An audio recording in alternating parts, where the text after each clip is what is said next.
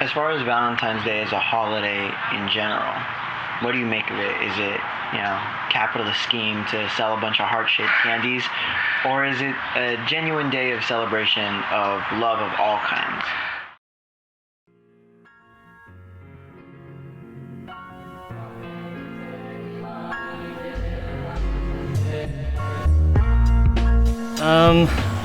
I think originally it was created as that thing to kind of sell a lot of stuff, honestly. I don't know. I'm not a real big believer in all of that stuff, really. There are certain holidays to me that I think are things that you should celebrate all the time. Like if you're truly in love with someone, I think it should be always celebrated. I don't think it should be just one day out of the year where you really focus on it. Even like Mother's Day and Father's Day and things like that. Those are days I think you should always celebrate. I should always make the effort to celebrate my parents, and I should always make the effort to celebrate my partner if I had one. My name is Wayman Stairs, and my current relationship status is single. I'm Paulina Ramirez. Current relationship status is cuffed. No, I'm in a serious relationship. My name is Anani Pulliam. My name is Jamal Pulliam. Yeah. And you guys are? What? Sorry, and you guys are? A girl. I know. Married. There you go. We're married, newly married. We didn't get to have the traditional type wedding that, we'd like to, but we're probably looking at having it this year. Hopefully everything calms down and goes back to normal by our anniversary, and we'll be able to have a wedding. We haven't even had our marriage certificate delivered yet because of COVID. I feel like the pandemic has a lot to do with how people, how you see your relationship and how you know if someone is going to work out with you or not, because you're kind of forced to be indoors and you're forced to interact with them in a way that you haven't before. Because I feel like before the pandemic, people dated like socially, so you could go out with friends and stuff and you could party and just kind of have fun. But once the pandemic hit, you kind of didn't have a lot of options, so you had to see the person for who they were in like their natural state. And I feel like a lot of relationships didn't last past that because you kind of knew, all right, I can't deal with this person this way, so it's not going to work for the long term. For 6 months, so for a good majority of the beginning of the pandemic, I was in a relationship with not a lot to do because we were on lockdown and stuff, and so I had to get real creative with things.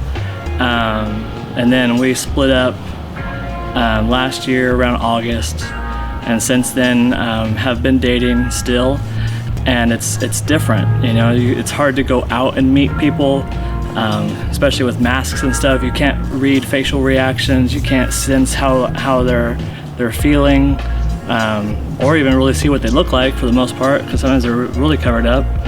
And so that's been different.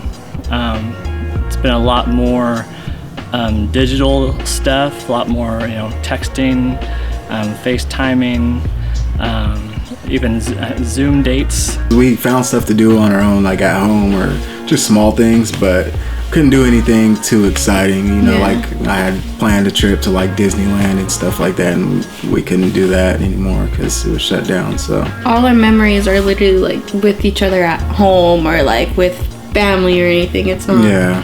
Like you have to ask people.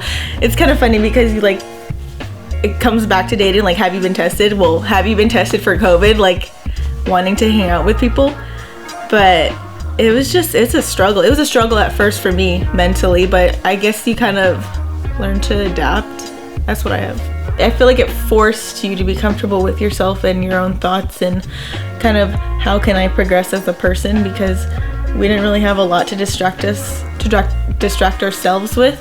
So you were kind of forced to be like, well, who am I and where am I going and what am I doing? But I feel like it created a lot of self-awareness, and I feel like I see a lot of people now that I know that are kind of blossoming, and they're like starting their own businesses and finding like their first step to bettering their mental health, and I feel like it's a good thing.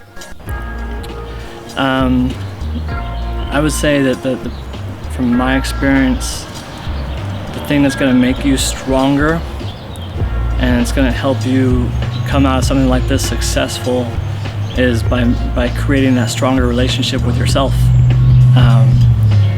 That's the number one relationship you should have in order to come out of something like this, because if your relationship with yourself is not strong, then your relationship with other people is not going to be nearly as strong.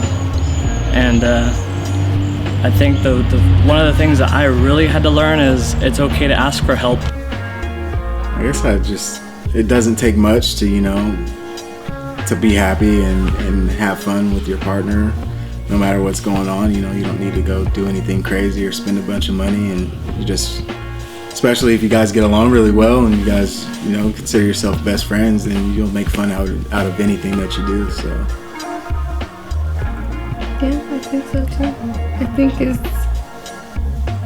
I don't know, what did 2020 teach me? I have no idea. No idea what to say. Yeah, it doesn't take much. I feel like no matter what, when you just have that person, it's just, you go through it as a team, and life has a funny way of making things just work out with little to no effort. Yeah. Mm-hmm.